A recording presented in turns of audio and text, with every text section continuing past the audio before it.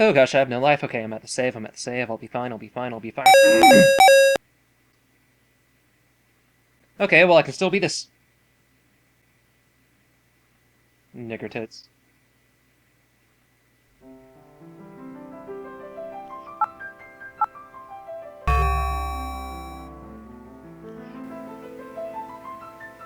What is now known as random enemy encounters started with D&D, pretty much the forefather of any video game RPG today. These encounters had the potential to be friendly, hostile, or neutral. They were usually used to push a quest forward. They generally forced players to use up their limited resources and pressure them to move on with the main quest. Kind of as a DM's way of saying, "You guys have been fucking around in this room for too long, time to move on." Some of you astute viewers might notice that that is not usually how video games have used random enemy encounters. They're often used to artificially extend playtime, which makes most people sadly a pleurodon. But why is it that so many people dislike these random enemy encounters so much? And... God damn it, hold on a second.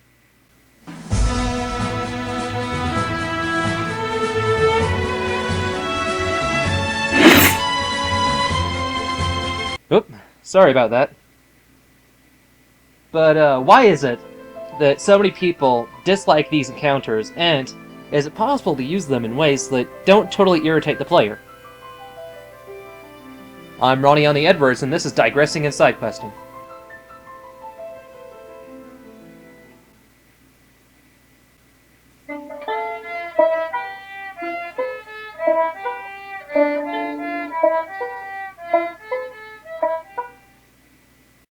If you're just trying to get from point A to point B, having to stop every 5 seconds and do a battle scene gets tedious and really boring.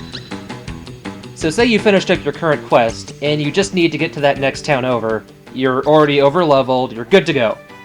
Random enemy encounters tend to extend the time it takes you to get from point A to point B. They just bog down the play experience. They also discourage exploration. If you have to backtrack, most enemies aren't even worth your time, and you can generally take them out in 1 or 2 hits. Hardly anything to dedicate an entire battle scene to. Plenty of RPGs want you to backtrack to areas earlier on in the game. Oftentimes, enemy stats don't scale as you level up, so these enemies are level 1 and you're like level 60 million. You're walking, you're... God damn it!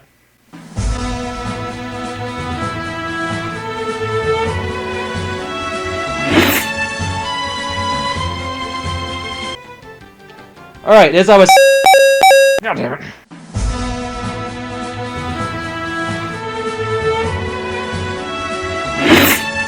Finally, almost to the...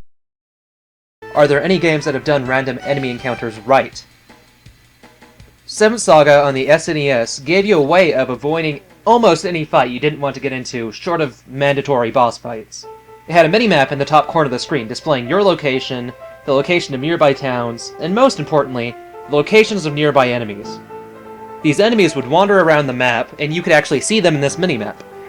Everything was represented as dots in the minimap, and you were the dot in the center. And if anything hit the dot in the center, it would trigger a fight. But if you were skilled enough, you could avoid any cluster of enemies that the game threw at you. You were always given a way out. It was almost like playing Toho to avoid random enemy encounters.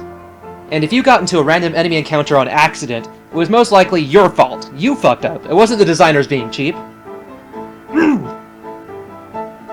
Earthbound/Mother 2 auto-skip fights if you're a high enough level. If you're wandering around, most enemies that weren't worth your time would actively run away from you. And if you touched them, the fight was auto-skipped. You would automatically win.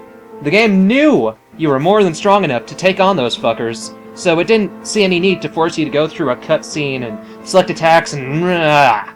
However, sometimes invisible, inescapable random enemy encounters can help the experience of the game, believe it or not. Like in Sweet Home, it was one of the first survival horror games ever, and it did random enemy encounters almost perfectly. These encounters only served to add to the horror element of the game. Sometimes you needed to rush to some other place, and you had no idea if you'd be hit with a random enemy encounter somewhere along the way.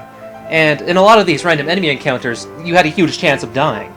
It was absolute horror, which is exactly what you would expect with a survival horror game. Go figure. It was very well done. So, that's it for today. Just in case you suddenly had a full frontal lobotomy and can't remember what we talked about in the video, here's our quest log.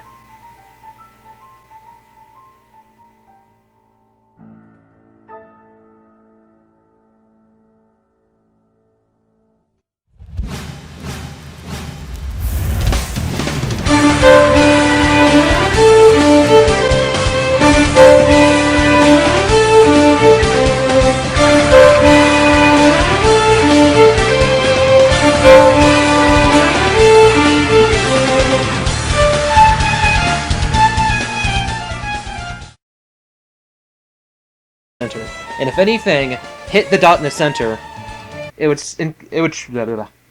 would trigger a fight.